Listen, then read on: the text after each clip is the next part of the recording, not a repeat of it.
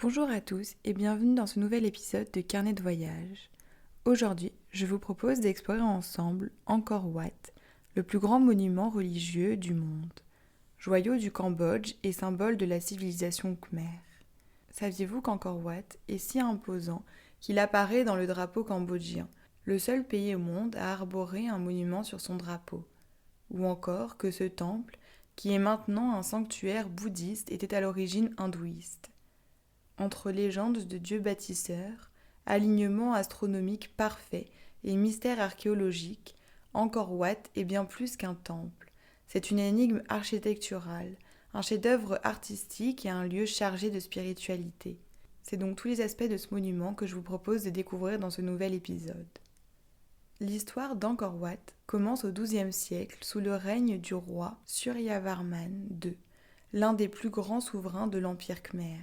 Construit entre 1113 et 1150, ce temple était à l'origine dédié au dieu Vishnu, l'une des divinités majeures de l'hindouisme. À l'époque, il servait à la fois de lieu de culte et de mausolée royal, symbolisant le mont Meru, la montagne sacrée du cosmologue hindou. D'ailleurs encore pourrait se traduire par temple d'État ou résidence royale. Angkor Wat marque l'apogée de l'architecture khmer, une civilisation qui a dominé une grande partie de l'Asie du Sud-Est pendant plus de 600 ans.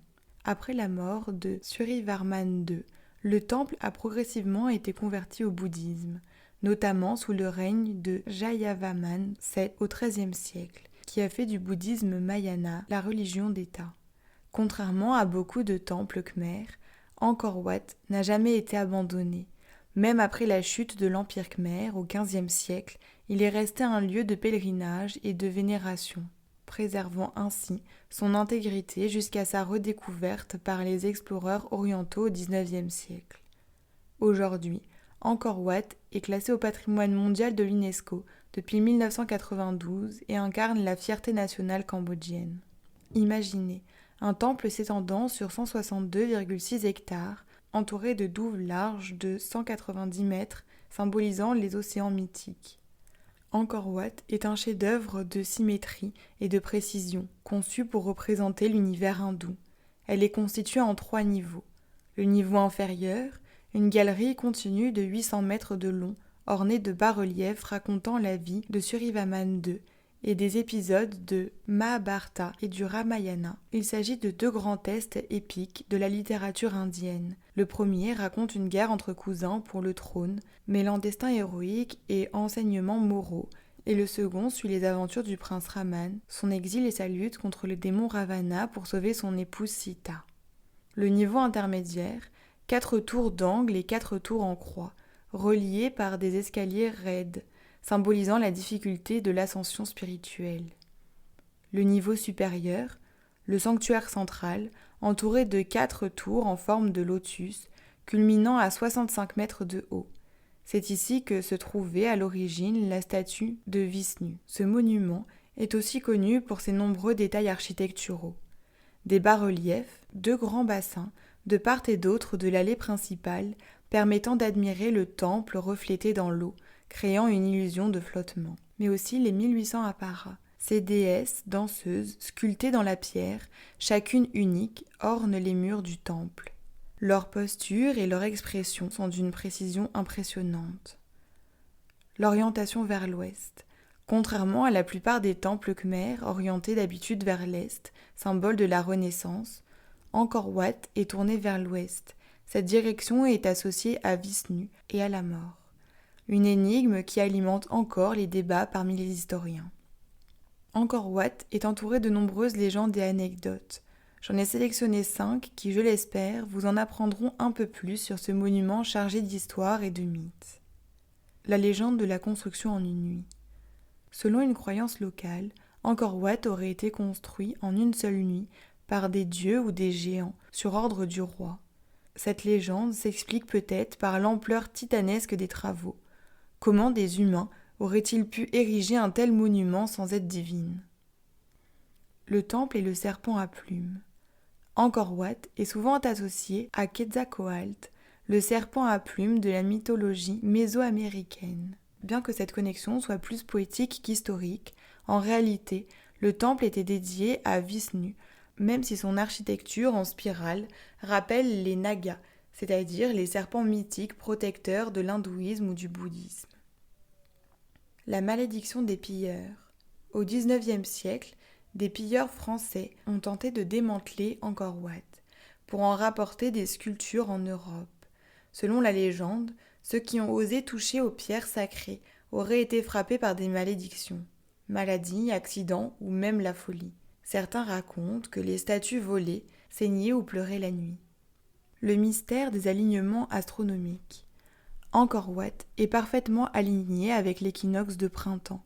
Le 21 mars, le soleil se lève exactement dans l'axe central du temple, illuminant le sanctuaire principal.